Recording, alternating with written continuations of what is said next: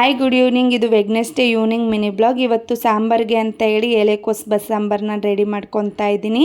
ಎಲೆಕೋಸನ್ನ ನೀಟಾಗಿ ಚಿಕ್ಕದಾಗಿ ಕಟ್ ಮಾಡಿ ನೀಟಾಗಿ ವಾಶ್ ಮಾಡಿ ಕುಕ್ಕರ್ಗೆ ಸೇರಿಸ್ಕೊತಾ ಇದ್ದೀನಿ. ಹಾಗೆ ಅದಕ್ಕೆ ಹೆಸರುಬೇಳೆ ತೊಗರಿಬೇಳೆ ಸೇರಿಸ್ಕೊಂಡು ಉಪ್ಪು ಹಾಕಿ ಲಿಡ್ ಕ್ಲೋಸ್ ಮಾಡಿ 2 ವಿಷಲ್ನ ತೆಗೆಸ್ಕೊತಾ ಇದ್ದೀನಿ. ಹಾಗೆ ಇವಾಗ ಸಾಂಬಾರಿಗೆ ಮಸಾಲ ರೆಡಿ ಮಾಡ್ಕೊಳ್ಳೋಣ ಅಂತೇಳಿ ಒಂದು ಪ್ಯಾನ್ ಇಟ್ಕೊತಾ ಇದ್ದೀನಿ. ಅದಕ್ಕೆ 2 ಟೇಬಲ್ ಸ್ಪೂನಷ್ಟು ಎಣ್ಣೆ, 2 ಈರುಳ್ಳಿ, ಬೆಳ್ಳುಳ್ಳಿ, ಟೊಮೆಟೊ, ಅರ್ಧ ಟೇಬಲ್ ಸ್ಪೂನಷ್ಟು ಜೀರಿಗೆನ ಸೇರಿಸ್ಕೊಂಡು ಚೆನ್ನಾಗಿ ಫ್ರೈ ಮಾಡ್ಕೊತಾ ಇದ್ದೀನಿ.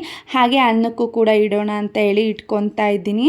ಬೇಳೆ ನೀರು ಸಪ್ರೇಟ್ ಮಾಡ್ಕೊತಾ ಇದ್ದೀನಿ. ಒಂದು ಮಿಕ್ಸರ್ ಜಾರಿಗೆ ಆವಾಗಲೇ ಫ್ರೈ ಮಾಡಿ ಇಟ್ಕೊಂಡಿರೋ ಅಂಥದ್ದನ್ನ ಸೇರಿಸ್ಕೊಂಡು, ಹಾಗೆ ಕೊತ್ತಂಬರಿ ಸೊಪ್ಪು, 1 ಬೌಲಷ್ಟು ತೆಂಗಿನಕಾಯಿ, 2 ಟೇಬಲ್ ಸ್ಪೂನಷ್ಟು ಖಾರದ ಪುಡಿ, ಹಾಗೆ ಎಲೆಕೋಸನ್ನ ಸೇರಿಸ್ಕೊತಾ ಇದ್ದೀನಿ.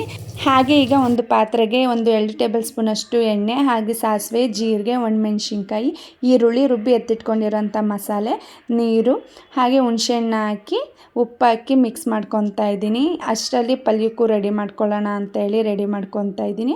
ಹಾಗೆ 2 ಮೊಟ್ಟೆ ಕೂಡ ಬೇಯಿಸ್ಕೊತಾ ಇದ್ದೀನಿ. ದೀಕ್ಷೆಗೆ ಮೊಟ್ಟೆ ಬೇಕು ಅಂತ ಹೇಳಿದ್ಲು, ಹಾಗಾಗಿ ಅವಳಿಗೂ ಮೊಟ್ಟೆ ಕೂಡ ಬೇಯಿಸ್ಕೊತಾ ಇದ್ದೀನಿ.